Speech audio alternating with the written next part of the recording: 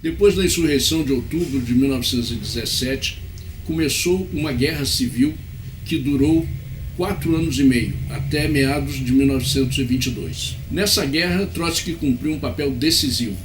Ele foi o fundador, o organizador e o principal chefe militar do Exército Vermelho.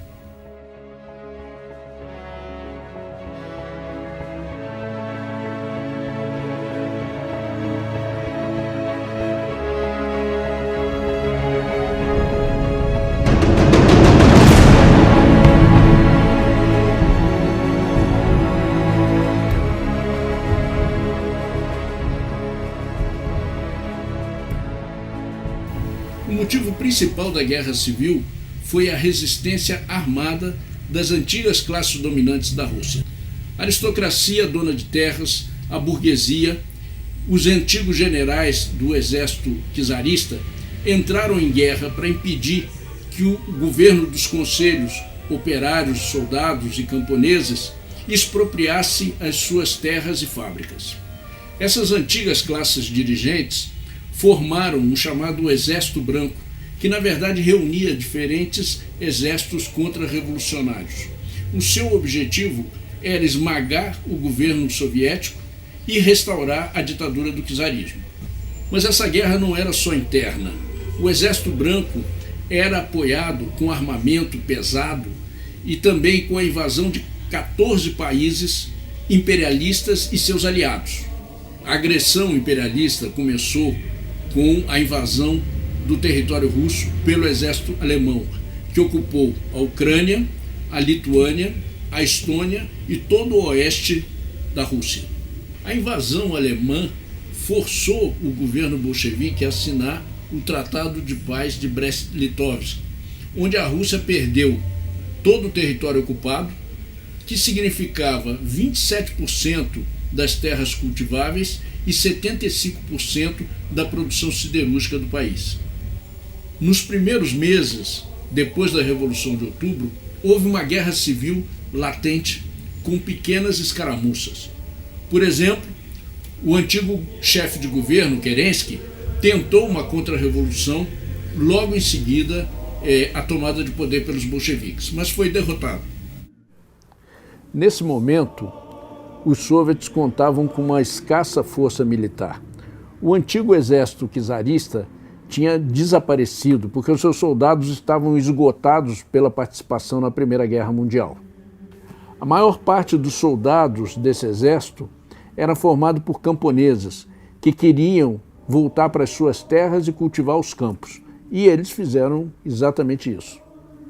Entre as poucas tropas que os soviets contavam, estava principalmente a Guarda Vermelha, que era formada por operários voluntários e reunia 4.000 homens em Petrogrado e 3.000 em Moscou.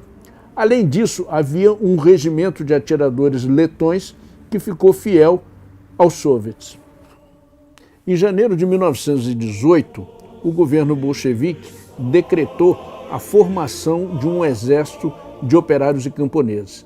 E em abril, Trotsky foi nomeado comissário da guerra e começou a formar o Exército Vermelho.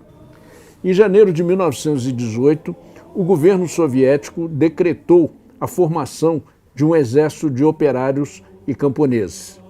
E em abril, Trotsky foi nomeado comissário do povo para a guerra e começou a organizar o Exército Vermelho. As linhas gerais traçadas por Trotsky para a organização do Exército foram 4. A primeira era a instrução militar obrigatória para toda a população. A segunda, a formação de quadros militares entre os combatentes. A terceira foi o aproveitamento de especialistas militares, ou seja, os antigos oficiais do exército czarista. E, por último, a criação da função de comissário político ou comissário de guerra, que eram, em geral, militantes do Partido Bolchevique. A utilização dos antigos oficiais do exército czarista foi polêmico. Havia muita resistência, inclusive, ou principalmente, entre os quadros do Partido Bolchevique. Trotsky explicava que a Revolução Socialista tinha que construir a nova sociedade utilizando a cultura e a técnica as mais avançadas da antiga sociedade capitalista. No terreno militar, isso não podia ser diferente. E, no princípio, o quadro de oficiais do Exército Vermelho era formado por 70% de oficiais do antigo Exército Czarista. No final da guerra, isso mudou e os oficiais czaristas foram reduzidos a 30% do quadro de oficiais do Exército Vermelho. A figura dos comissários políticos ou comissários de guerra, criada por Trotsky, era uma novidade na história militar. Esses comissários, que em geral eram quadros políticos do Partido Bolchevique, assumiam tarefas político-militares e tinham como principal função controlar o cumprimento das ordens pelos especialistas militares. A primeira convocação para esse exército, que era ainda voluntário, foi aos militantes do Partido Bolchevique e aos membros dos soviets. O exército se organizou em vários círculos que tinham o mesmo centro. No centro havia um forte núcleo formado pelos militantes comunistas. No círculo seguinte estavam os operários de Moscou e de Petrogrado. E, finalmente, num círculo externo, vinha a grande massa camponesa, que foi alistada já posteriormente. Tropas tchecoslovacas de ex-prisioneiros de guerra, a chamada Legião Tchecoslovaca, armados por ingleses e por franceses, se sublevaram e tomaram a cidade de Kazan, nas margens do rio Volga, e com isso abriram caminho para chegar até Moscou. Trotsky se dirige a Kazan para reorganizar as tropas. Finalmente, o Exército Vermelho retoma a cidade com 25 mil homens. Essa vitória teve um significado decisivo para o triunfo final do Exército Vermelho na Guerra Civil. Mas, apesar da vitória em Kazan, a República Soviética continuava ameaçada. 3 exércitos comandados por antigos oficiais do exército czarista ameaçavam diretamente a Revolução. O almirante Kolchak organizou um exército no leste que ocupou grande parte da Sibéria. O general Denikin formou um grande exército no sul. E na região noroeste, o general Yudenich organizou outro exército que ameaçava diretamente Petrogrado, a capital da Revolução. Por outro lado, os países imperialistas e seus aliados se uniram contra os bolcheviques e diretamente invadiram o território russo. A Inglaterra e a França invadiram o território soviético pelo norte, nas cidades de Murmansk e Arkhangel. O Japão invadiu e ocupou a cidade de Vladivostok e a região próxima, que ficam no extremo leste do território russo. Nessa mesma região intervieram tropas dos Estados Unidos. Mais tarde, também a Polônia invadiu o território soviético. E, por fim, a Estônia, a Letônia, a Lituânia, a Finlândia, a Itália, a Grécia, a Turquia e a Romênia também apoiaram os exércitos brancos em diferentes momentos da Guerra Civil.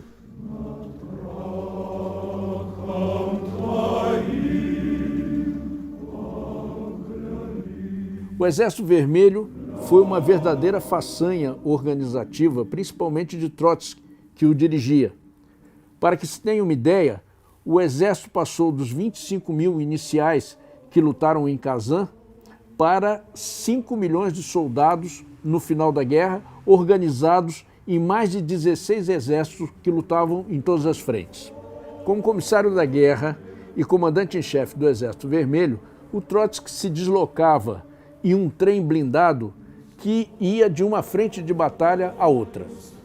Para que se tenha uma ideia, esse trem levava uma guarnição militar, levava um tanque e levava também carros para deslocamentos fora da área de alcance da linha férrea. Além disso, o trem tinha telégrafo, tinha rádio, uma estação telefônica, biblioteca e inclusive uma gráfica para impressão de panfletos e até de um jornal. O trem tinha uma função concreta: organizar o exército por onde ele passasse. A equipe do trem publicava um jornal da frente de batalha, dava notícias internacionais, proclamações, manifestos, etc. Nesse trem, Trotsky percorreu mais de 100 mil quilômetros. No final de 1919, Moscou e principalmente Petrogrado estiveram a ponto de cair em mãos dos exércitos brancos.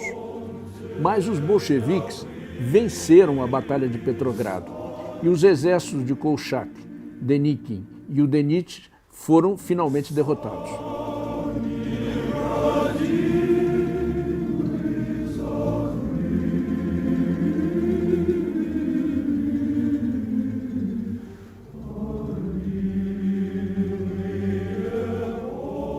A Guerra Civil ainda continuou durante 2 anos, mas os bolcheviques já enfrentavam exércitos brancos mais fracos do que esses anteriores. E, finalmente, em 1922, o Exército Vermelho saiu totalmente vitorioso da Guerra Civil. No entanto, a Rússia soviética pagou um enorme preço pela Guerra Civil. O país saiu destruído. Não se sabe ao certo quantos morreram na guerra. Alguns historiadores falam em 4 milhões e 500 mil mortos. Outros afirmam que o número de mortos foi o dobro, 9 milhões. Mas um dado mais preciso é que só de operários, mais de 1 milhão morreram durante os combates da guerra. Há mais de 100 anos, a direita mundial acusa os bolcheviques por esses milhões de mortos na Guerra Civil. Isso é totalmente falso. Os bolcheviques é que foram atacados e cercados por todos os lados por exércitos imperialistas e por exércitos locais contra-revolucionários. Não há a menor dúvida que a responsabilidade dessa mortandade cabe aos exércitos brancos e às potências imperialistas. Além disso, podemos afirmar com certeza que se o exército branco e as potências imperialistas tivessem ganhado a guerra, a Rússia teria sido afogada num banho de sangue. Lenin, Trotsky e os bolcheviques tinham que defender a revolução, a classe operária e os camponeses, ou todos seriam aniquilados pelos seus inimigos. À frente do Exército Vermelho, eles conquistaram esse enorme triunfo que foi um dos maiores feitos da história da humanidade. No próximo episódio, nós vamos falar da Terceira Internacional, a Internacional Comunista, fundada em 1919 em plena Guerra Civil, com o objetivo de se transformar no Partido Mundial da Revolução Socialista.